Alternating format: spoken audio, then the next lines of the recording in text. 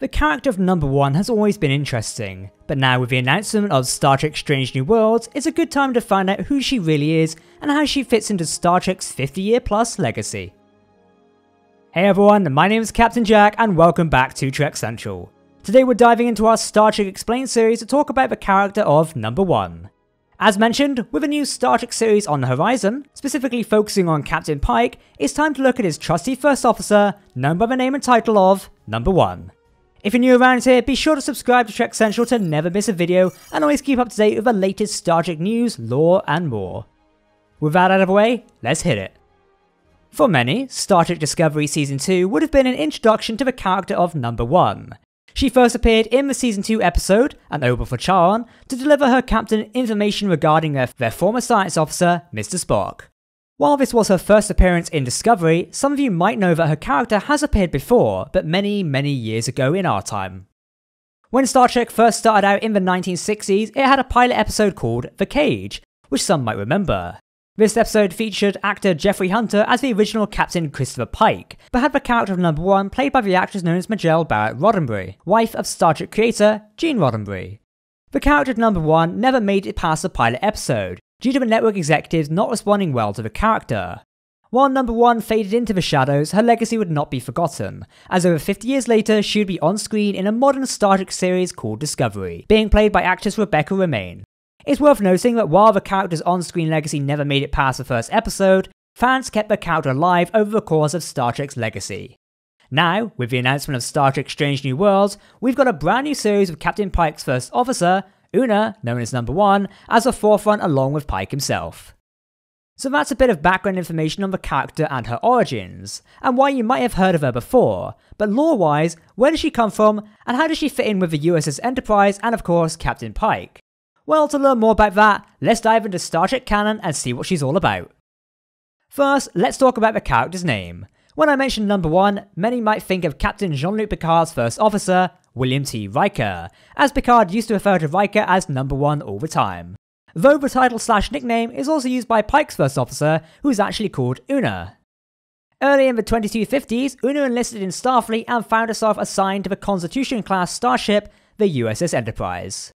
Her assignment saw her become part of a command division and eventually attaining the rank of lieutenant. 4 years later, by the year of 2254, Una had been promoted to the rank of lieutenant commander and was serving under Captain Christopher Pike as not only his first officer, but also the helmsman of the Enterprise. Una would undertake her duties with dedication and strength, eventually becoming one of the most experienced members of the crew. The same year of 2254 saw the arrival of a young Ensign Spock, who had been assigned to the Enterprise as a new science officer. After picking up the young Vulcan science officer from Starbase 40, Una would test Spock by encouraging him to ask her questions. Of course, being Vulcan, he returned that very well. The pair's initial meeting would be an adventure, as they ended up trapped inside a turbolift, where Una took the chance to bond with the young officer. Towards the end of the year, the USS Enterprise and its crew found itself in an interesting incident. Captain Pike was kidnapped by a species known as the Talosians. The rescue effort was led by Una, though it was partially unsuccessful as the first attempt did fail. Una found herself kidnapped as well, along with Enterprise crew member Yeoman Colt. Initially, what the Talosians wanted with the two women was unknown, but then it was revealed that they wanted Captain Pike to mate with them, so he could procreate. Number 1 used her quick thinking and set her phaser to overload, informing the Talosian keeper that it was wrong and she would rather die. Eventually, and luckily for Una and the captured crew, the Talosians realised that it was wrong to keep humans as slaves, knowing that they would rather die. After examining the USS Enterprise's historical records, the crew were released as it was deemed that humans were non-viable subjects. By 2257, Una was still serving with Captain Pike and Mr. Spock aboard the USS Enterprise. The onset of a short-lived Klingon Federation war saw her and the Enterprise's crew sit out of the war, to ensure that Starfleet's best and brightest could carry on if the war was lost. This did take a heavy impact on the crew. The same year saw the Enterprise return to Federation space where it suffered a major systems malfunction and had to be repaired. Number 1 would oversee the repairs while Captain Pike was temporarily reassigned to the USS Discovery to oversee the Red Angel crisis. Una would visit her commanding officer to deliver sensitive information on Spock's recent escape from Starbase 5. Pike and Number 1 concluded that something odd was going on with Spock's situation, as Una had to resort to going through unofficial channels to obtain the information, something she was apparently familiar with. Pike warned her to be careful as she returned to the Enterprise. A short while later, the Enterprise, under the command of Admiral Katrina Cornwell and Number 1, arrived to assist Captain Pike as he was planning on scuttling the USS Discovery. This situation would see the battle with Control, in which Una served well on the bridge of the Enterprise. The battle would be a hard one for Starfleet forces as Control overwhelmed them.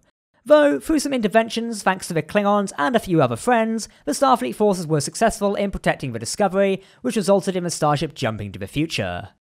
Number 1 and her Enterprise crewmates were sworn to never speak of the Discovery or its crew ever again, meaning the starship and its legacy would be lost to classified history.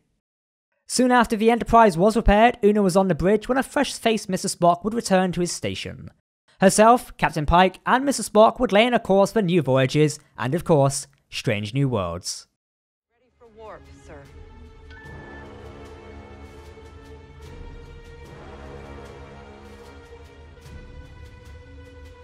Hit it.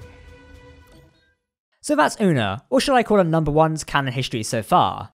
Obviously, with the announcement of Star Trek Strange New Worlds, presumably airing sometime in the near future, there is now going to be a lot more and brand new lore added to her history. Ultimately, we will need to wait and see until that new series airs to work out where it all fits together. Personally, I'm super excited for this series to once again see actors like Anson Mount, Ethan Peck, and of course actress Rebecca Romijn fit into these characters once again, as all three fit the roles extremely well. Number 1 is such an interesting character, and I can't wait to see actress Rebecca Romijn bring more life to the character through the new series of Star Trek Strange New Worlds. Now of course, I could dive into Number 1's extended Star Trek canon, but that would mean a little bit too much for today. Though, if you are interested, we'll link some interesting reading material in the video description below, in case you need more Number 1 and Enterprise adventures in your life. But before I do go, one recommendation I would make is the comic book miniseries from IDW Publishing titled Star Trek Crew, which is focused around the early career of Number 1. While not canon, it's a great little read. Okay everyone, that wraps us up today for Number 1. Hopefully we've explained a fair bit of information about the character and her origins to you. If you're interested in more, then let us know via the video comment section below. Remember, if you want to keep up to date on all things Star Trek news, lore and more, then make sure to subscribe to Trek Central here on YouTube to never miss a video.